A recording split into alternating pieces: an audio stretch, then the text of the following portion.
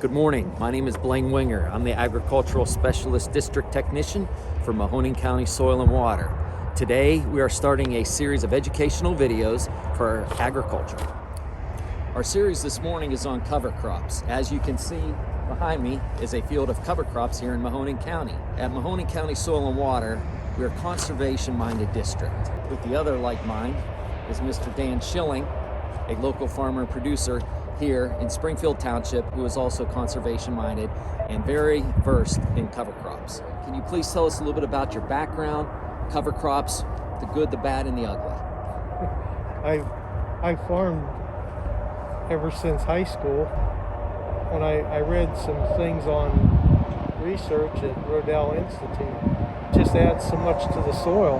What are some of the benefits that you're seeing right off the bat, say with a first-year user that might implement this practice? Well, number one is less soil erosion.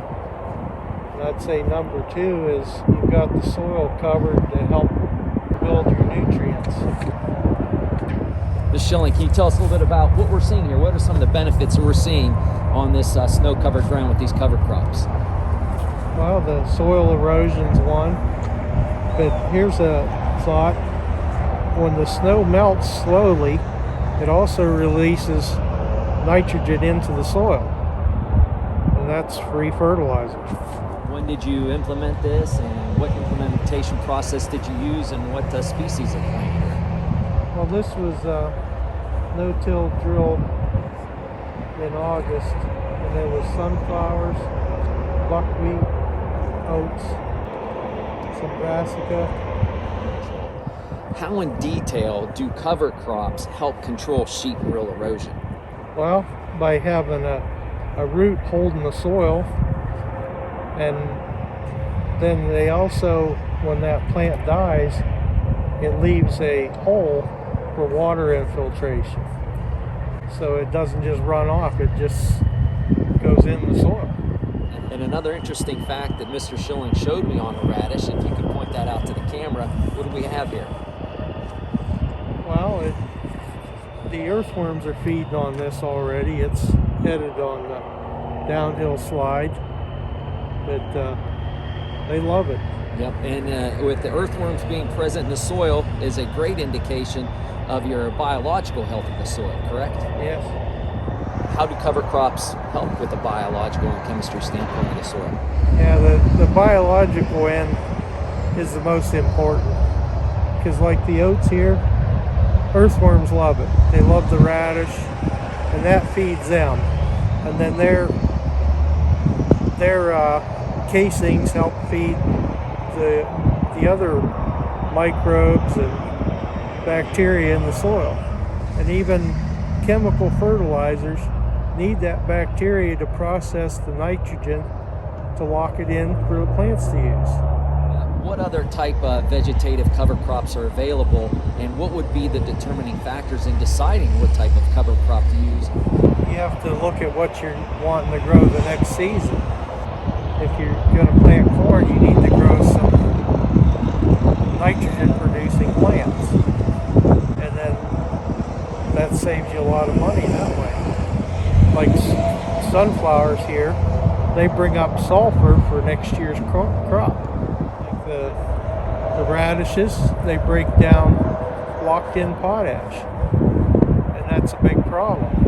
But these biologicals help process everything, so you have a good natural fertilizer. So on the techniques of cover crops, we talked about how this particular field is drilled. Mr. Schilling, why would a person drill versus broadcast seeding? In August, it's usually dry, so a no-till drill is probably a little more efficient because you get soil to seed contact. I also have an air seeder where we can go in to cornfields at like waist high and seed a brassica crop, some sort of cover that you can use later in the fall. Not only do you implement cover crops on your own fields, but you also have a business as well, correct? Schilling Farms? Yeah, I do cover crop seeding with a high boy air seeder, and I can put on about any seed you want. So we talked a little bit this morning about cover crops, the benefits, the implementation of, from the biological standpoint, and the mechanized implementation of the cover crops. So you may be watching this video wondering, do I have healthy soils? Well, check your underwear. What do I mean by that? If you were to get a pair of tighty whities, 100% cotton underwear, bury them in the ground, maybe about 6 inches deep or so, leave them for a month, come back, dig them up. Find out how much of that underwear has deteriorated. They have to be 100% cotton. If everything is gone except for the elastic waistband, you have very healthy soils.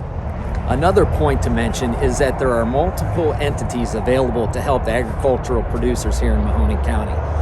The Mahoning County Soil and Water Conservation District, myself and Mr. Schilling are all members of the Ohio Farm Bureau. I urge you to become a member if you are not. The Mahoning County Soil and Water Conservation District also works closely hand in hand with NRCS, Natural Resources Conservation Services. They have a multitude of practices, programs that are available to county residents if they qualify, one of those being cost sharing for cover crops.